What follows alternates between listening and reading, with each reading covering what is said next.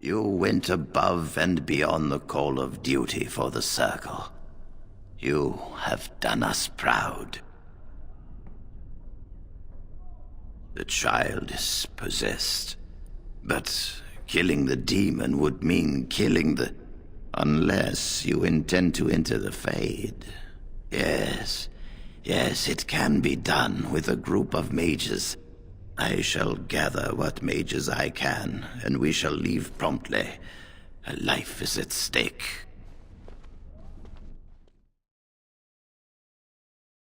Ah, there you are.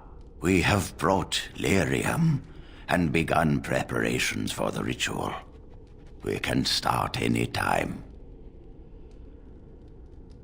Yes, we haven't sufficient lyrium at present to send more than one mage into the Fade. It only works because the child gave himself to the demon willingly. If the demon takes over the host forcibly, we must slay the abomination. We have only enough lyrium for one attempt. I hope you succeed. Such a young lad deserves better than execution. It truly depends on the manner of demon. It sounds like a spirit of greed and desire, one of the more powerful in the hierarchy. It will likely engage you in dialogue and tempt you with an offer.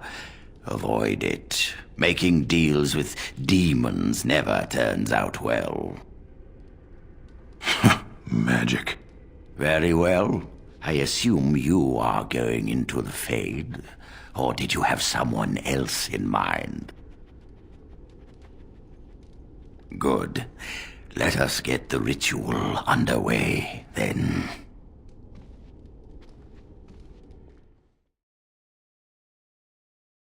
You there? Have you seen my son?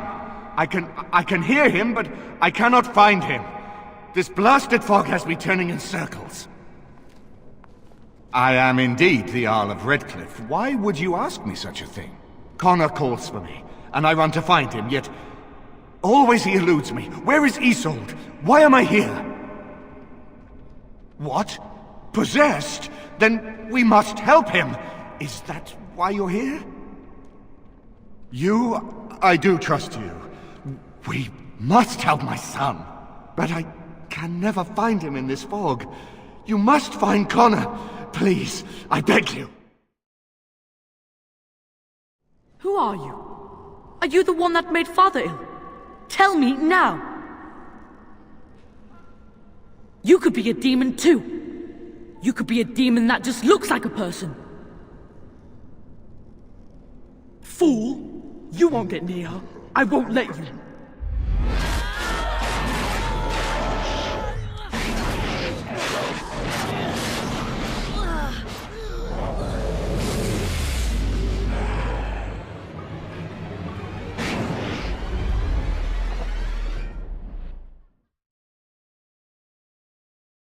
Why do you keep hurting me? Why are you trying to stop me? You will not find what you seek. Turn back, now! Trespasser! I will drive you out!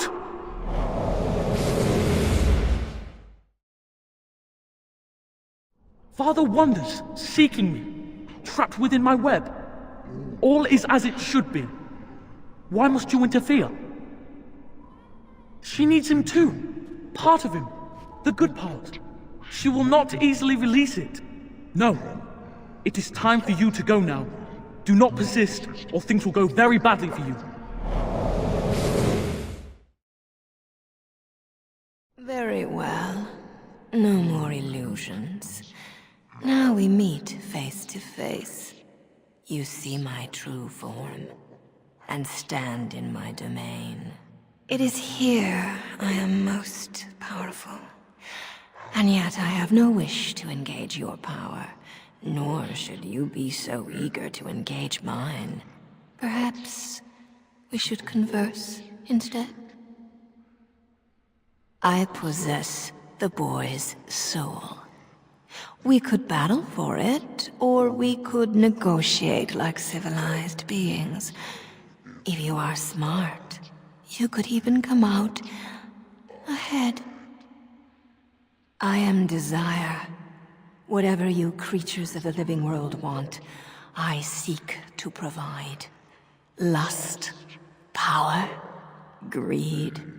These are my province. Perhaps there are things you wish for. Let us pause and speak of them. It costs nothing but a moment of your time. Ah, good. I prefer reasonable negotiation whenever possible. Your goal is for me to release the boy's soul. Is that right? What if you could persuade me to leave voluntarily? No fuss, no bloodshed. So you will at least consider it? Let me make a proposition then. I abandon the boy, for now. But I retain the contract he and I made, and many years from now, I may return and claim what is mine. This will be long after whatever you want is done. In exchange, I will provide something of value to you. Something you desire. What say you? I have had my fun in the living world. If I leave, you could tell anyone you've slain me. Even the boy himself would believe it. He will grow and become a mage, mighty and wise. But when I return, his soul would be mine. A bargain struck is a bargain kept. Such is our way. We both benefit. Is that not fair? Would you suggest something else?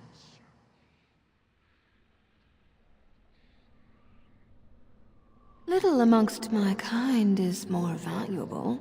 What could you possibly offer me to match it? At least with my proposal, we both get what we want. I see. Though you are alone in my domain, I do not doubt your power. I am not one for taking risks. Have it your way. I relinquish my hold on the boy, if you allow me to leave, unhindered. I can offer nothing better. No, I go and I live. That is the deal. You have your way, and the boy is free. We are done here.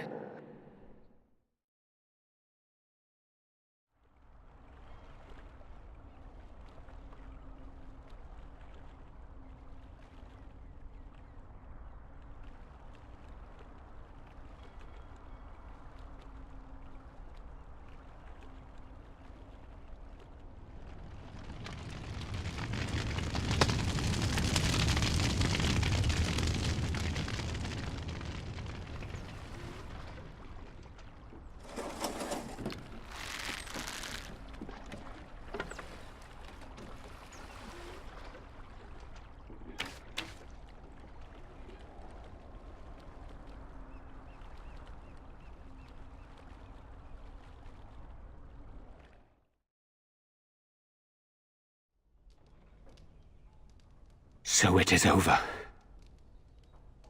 Connor is his old self. He does not seem to remember anything, which is a blessing. I suppose we will need to send him to the Circle of Magi's tower for training, once the war is over. It's so odd to think of the boy as a mage, of all things. Eamon has much to mourn and rebuild should he recover. But at least he can be thankful that both his son and wife are safe.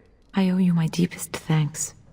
I can scarcely believe Connor is the boy he once was. But our task is not done yet. Whatever the demon did to my brother, it seems to have spared his life, but he remains comatose. We cannot wake him. The urn. The urn of sacred ashes will save Eamon. It has been tried, and we will continue trying. Perhaps the demon's absence will make a difference. However, the relic is another option. My husband funded the research of a scholar in Denerim, a brother Genetivi. He has been studying the inscriptions on Andraste's birth rock. When Eamon fell ill, I sent the knights to speak to Genetivi. I hoped that he had finally discovered the location of the urn of sacred ashes itself. They were unable to locate Genetivi. In desperation, I sent more knights in search of the brother, or some clue of the urn's location. Eamon is well respected and powerful. He can pull Ferelden together. If you wish to fight the Darkspawn, you will need him. I must organize Eamon's knights as they return, draft new soldiers, and prepare the army to fight. I shall hand Redcliffe back to Eamon when he awakens, and in a state where it can be of some use in the coming war. Truly, what other choice do I have? No one else can. Even if I wished to do it myself, I cannot abandon Redcliffe to its own devices. Perhaps you could seek out the brother's home in Denerim and see if any clues remain on his whereabouts. It is the only place to begin the search, I think. I must go to the hall and begin rebuilding. I wish you luck, and may the Maker go with you.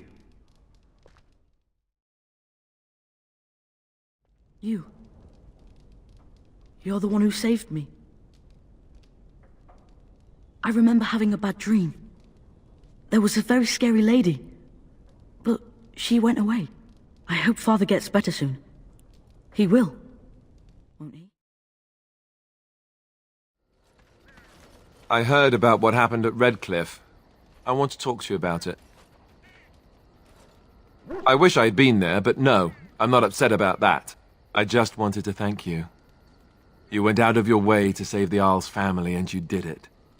Even though it would have been easier not to. There's been so much death and destruction. It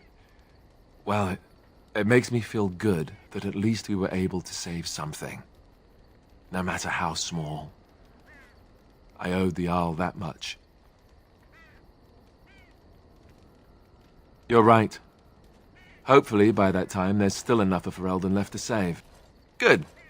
Now that the warm, fuzzy part of the day is over with, we can get back to the ritual dismemberments. Oh, wait, it's not Tuesday, is it?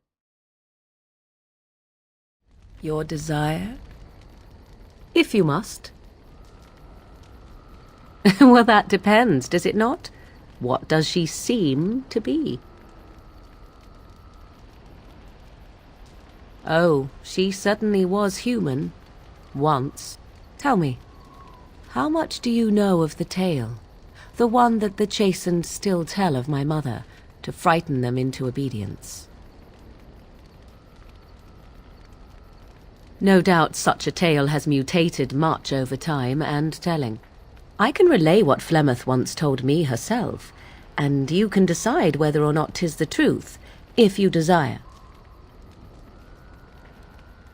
As the tale is sung by the bards, there was a time when Flemeth was young and beautiful, a fair lass in a land of barbarian men, the desire of any who saw her. Many centuries before this land was even named Ferelden. The tales say that Flemeth fell in love with Osen the bard, and fled the castle of her husband, the dread Lord Conabar, and that he swore vengeance for her infidelity. In truth, my mother claims that 'twas Osen who was her husband, and Conabar the jealous lord who looked on from afar. Lord Conabar approached young Osen and offered him wealth and power in exchange for his lovely wife, and Osen agreed. The life of a bard is a poor one, and love fades in the wake of hunger. 'Twas Flemeth who suggested the arrangement. All would have been well had Lord Conabar kept his end of the bargain. But he was a foul man who bargained with coin he did not possess. Osen was led off to a field and slain, left for dead. Flemeth spoke to the spirits and learned of the deed, and swore revenge. Spirits first, and 'twas they who slew Conabar. Flemeth did not turn to the demon until much later. Lord Conabar's allies chased Flemeth, you see. Chased her to the wilds, and there she hid. There she found the demon, and he made her strong. The legends all speak of the great hero Cormac, he who defeated Flemeth and her great army when she invaded the lowlands centuries later. All lies. The truth of the matter is that there was never an invasion. As Flemeth tells it, the Chastened never raised an army under her banner, and she never fought with any warrior named Cormac. Cormac led a brutal civil war against his own people, and later claimed it was to vanquish evil that had taken root amongst the lords. Thus, he was hailed a hero. Flemeth was only attached to the legend much later. Perhaps 'twas due to the great war with the Chastened that eventually came, but Mother claims not to know how it began.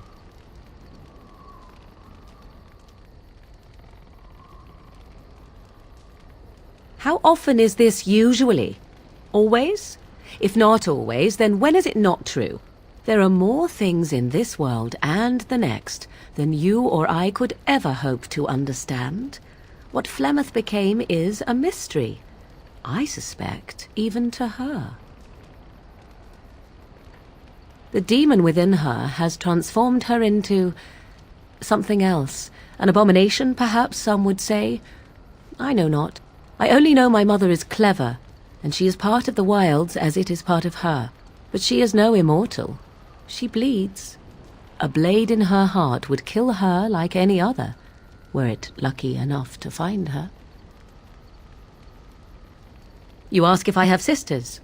I have asked of this myself. The stories tell of many witches of the wilds after all, not just the one, and these tales existed long before I did. Flemeth refuses to speak of other daughters, if they existed, so should I believe I am her first? I doubt that too. The Chastened tell of a falling out between Flemeth and her daughters. They say that one day she hunted them all through the wilds and ate their hearts. It may be true. I have never seen another witch or heard of one. Perhaps one day Flemeth will eat my heart as well. I do not believe everything that Flemeth claims. Oft it seems her bitterness has coloured her memories. But on the whole, yes, I believe this tale, if not all. Flemeth tells it with far more embellishment than I, but you are welcome. Dare I ask of your own mother? Few are abominations of legend, 'tis true, but I find myself curious nevertheless.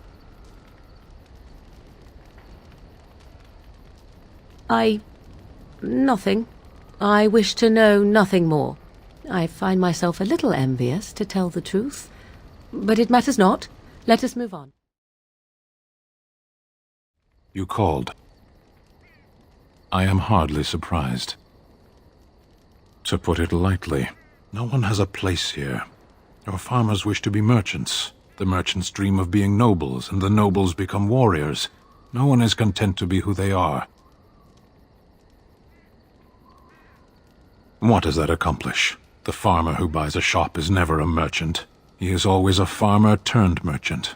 He carries his old life with him as a turtle carries its shell. Meant by whom? And if that were indeed his purpose, why did that mysterious source of meaning not make him so to begin with? You can learn to find it in doing your duty, in serving your people. There is no need to search for it. Shall we move on? There is interesting food here. You have a thing. It doesn't have a word in the Kunari tongue. Little baked things like bread, but sweet and crumbly. Yes, we have no such things in our lands. This should be remedied. Perhaps. It's strange to be in a crowd and hear a language that is not your own, to see faces that are and aren't like yours. I miss the smells of Saharon, tea and incense and the sea. Ferelden smells of wet dogs. True. I was trying to forget that part. Shall we move on? As you wish. I've watched a lot of humans in my time. It should be aware that I've decided that it is not much like any of them. Good, of course. It doesn't want to have anything in common with all those other filthy substandard human types, does it? Surely it must come from some superior lineage, yes? Some breed of flesh creature that has decided to elevate its genetic stock above its natural shortcomings? Oh, then that must be it. I knew there had to be some reason, it being a human and all. I would appreciate if it didn't spread around that I said anything. Humans might start to get the wrong idea. They might start thinking their race is not completely hopeless. Indeed, can it imagine the horror? Oh. Now, let us crush something into a fine paste before it starts to think I've gone all soft. Perish the thought. What you need? You want to be a berserker? Thought I'd never see the day. No, see, it's funny because you'll never be able to do it. A mage wants to be a berserker? But if you know someone fit for this type of work, I'll teach him. It'll be nice to have another berserker to grunt at for a change. What, you don't see me waist-deep in entrails every time I sodding step up to fight? I'll teach your warriors to be the best berserkers on the bleeding surface. What the sod is there to know? You get mad, you fly into battle, and things die. It's pretty simple. The hard part is getting in touch with your rage. We all learn to hold that back. It's why we don't kill every duster who looks at us sideways. You need to shut that off. For some people, being in battle is enough. But others have to think about something. Violence, monsters, nobles, your wife, whatever. Especially my wife. Well, for most berserkers it does. Several years ago, I worked with a berserker on one expedition who just couldn't work himself up.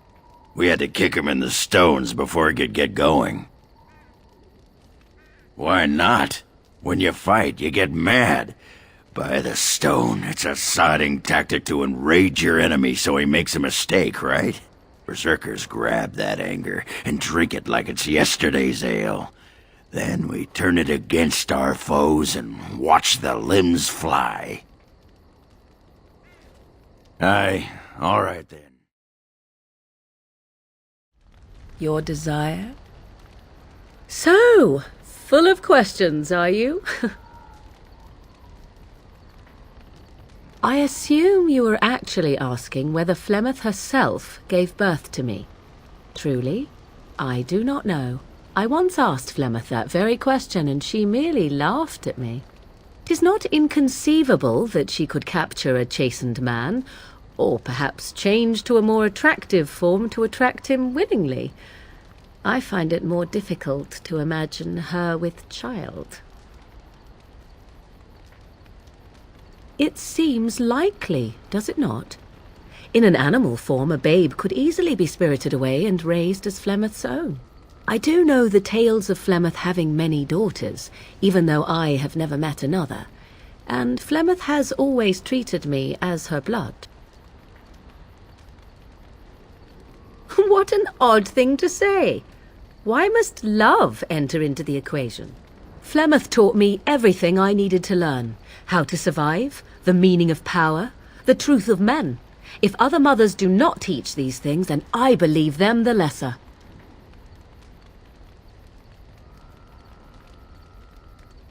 I shall take this as a compliment. Was it meant as such? I would. Coddling such desires is a weakness. Take yourself. You do not honestly desire such things from me, do you? 'Tis better to be free of such cloying and cluttering delusions as love. There. I am glad you agree. I tire of this discussion. Let us move on, shall we? What do you need? Ask away. Have you seen the uniform? It's not only stylish, but well made. I'm a sucker for good tailoring. Oh, you aren't kidding. I think the Templar uniforms are as colourful as they are just so the Templars didn't feel dull in comparison. Last thing you want when you're about to take down some Maleficar out in the woods is to have him point and laugh at your taste in clothing, am I right? Oh, ow, ow. Stab wounds to the pride are the worst. You don't really want to know about my being a Templar, do you? It's really quite boring.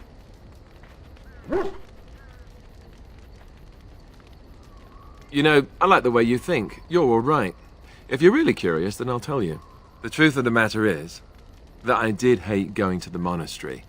The initiates from poor families thought I put on airs, while the noble ones called me a bastard and ignored me. I felt like Al-Eamon had cast me off, unwanted, and I was determined to be bitter. But I took some solace in the training itself, I guess. I was actually quite good at it. No, I never got that far. I mostly learned about discipline, and training my mind to use the abilities that Templars have. It was difficult, but rewarding. I never really felt at home anywhere, though, until I joined the Grey Wardens. And Duncan felt my Templar abilities might be useful for when we encountered Darkspawn magic, so I kept it up. What about you? Do you have anywhere you consider home?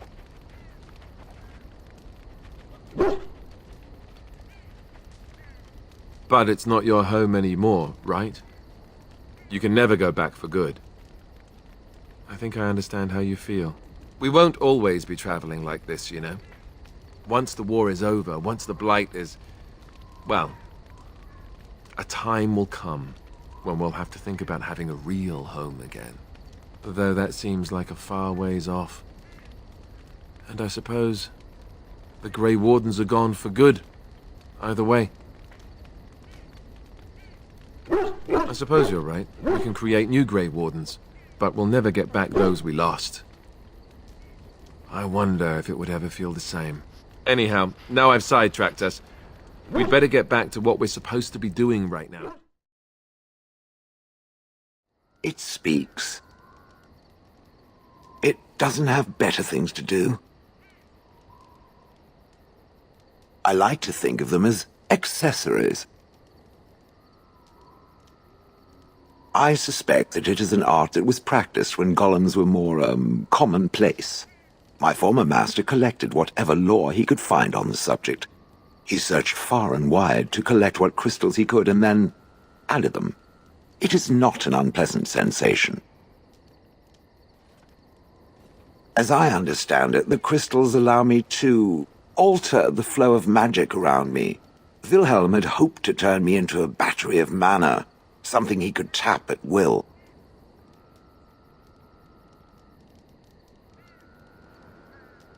Not really, although now that I think of it, these attempts may be what caused my disruption. Some of the crystals increase the presence of mana, some absorb or reflect spells. There are various kinds. All I can promise is that should it ever find one of these crystals, I can likely tell it the function and what it would do if added to me. Why not? I don't get to wear clothing and other adornments like the rest of you creatures after all. That answers its question, I assume? Unless it has more. Better to save them for the next random stranger it decides to interrogate. Let us leave now. You called. Speak, then. Clearly your chantry agrees. My people have a tale. An Ashkari walked among the fields once, observing the laborers at work. Flax bloomed all around him, the color of still water. The air rippled like a curtain. As he stopped to examine a blossom, a bee stung him on the hand. The Ashkari turned to a laborer for aid and noticed for the first time the heavy gloves and coat she wore. As she tended to him, the Ashkari asked them why she was dressed so in such stifling heat. To avoid your fate, she replied. But there are many thousands of bees here, the Ashkari said to her, and only one stung me. Surely your caution is unwarranted. The stinger is always a surprise, agreed the laborer. But so is the bee that simply passes one by. May we not go on then? As you wish.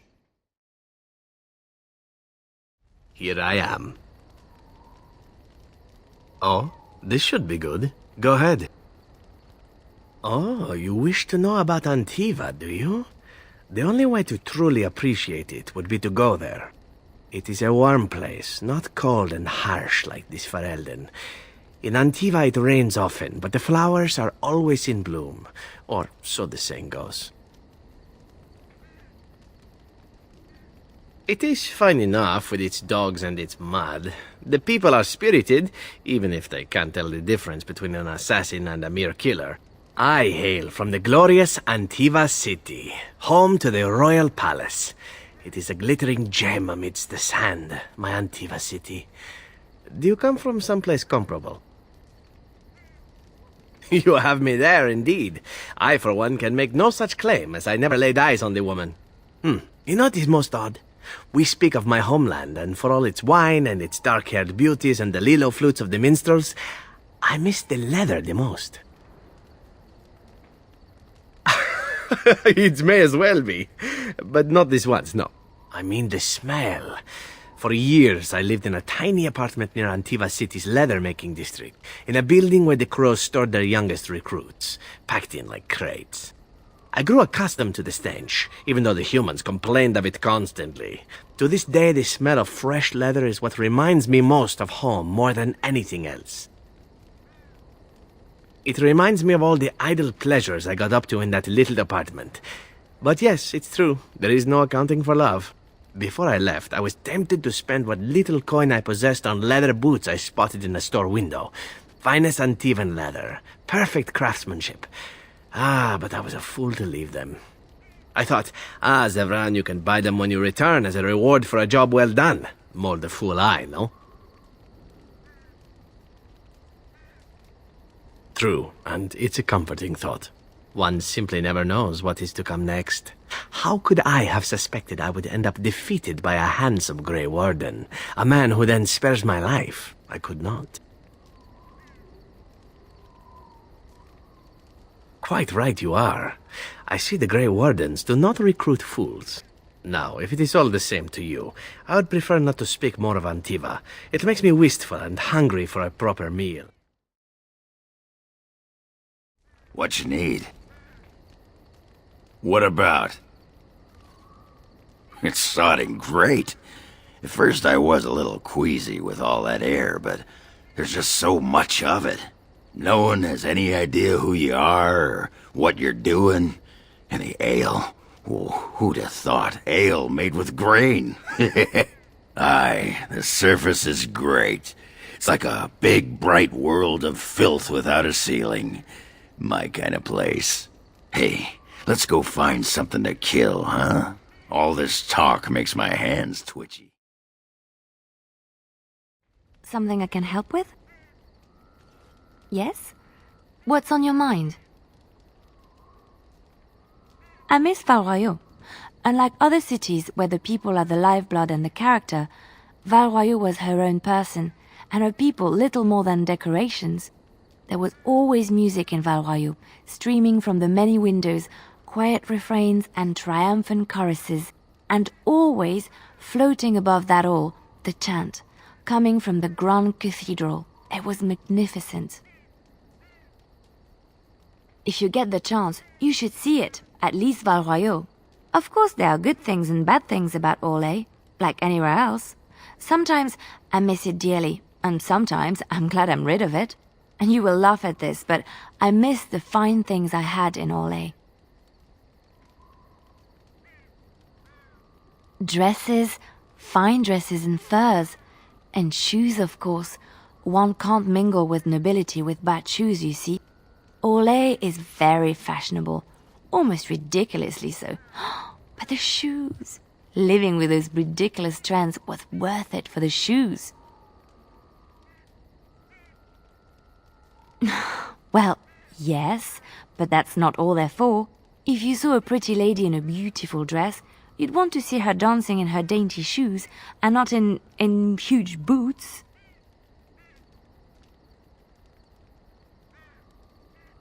Thank you.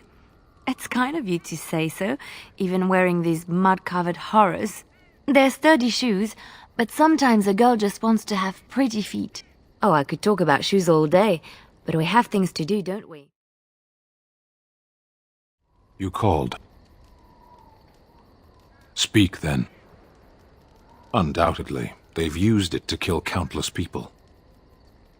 No, but they don't care what I think. There are times when words fail. As you wish. Is there something you need? I will answer to the best of my ability. It has been almost a year, hasn't it? Do you miss the tower at all? You can take a mage out of the circle, but you can't take the circle out of the mage. Or so Irving used to say.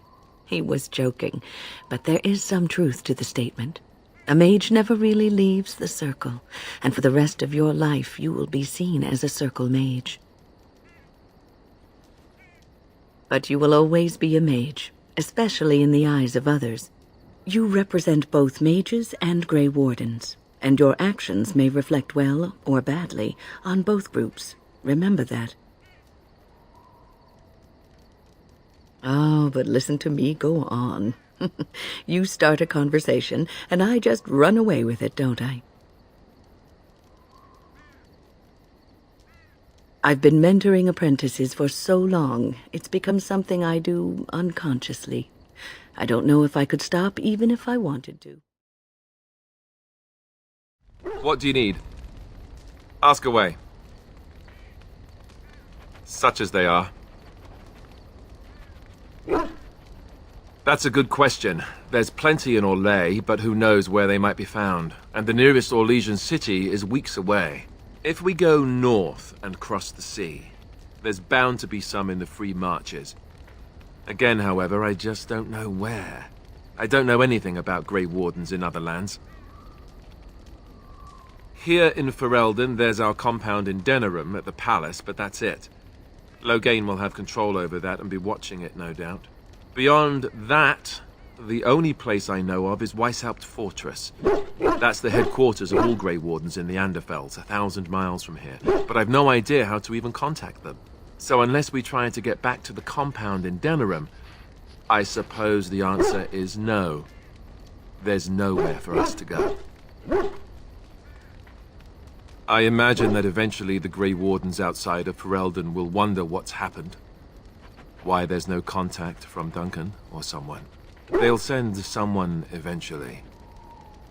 Though who knows what Loghain's people in Denerim will tell them. Maybe they won't send anyone. We could try to contact them. But that would mean leaving Ferelden, and even if we did, they couldn't come back with us in time to stop the Blight. So that means whatever happens, it's up to us. I mean, eventually we would have to use the joining to make more Grey Wardens, right? But I don't know how to do the joining, or what's involved. I know it involves lyrium and some other magic, and that it's really difficult to prepare, but that's it.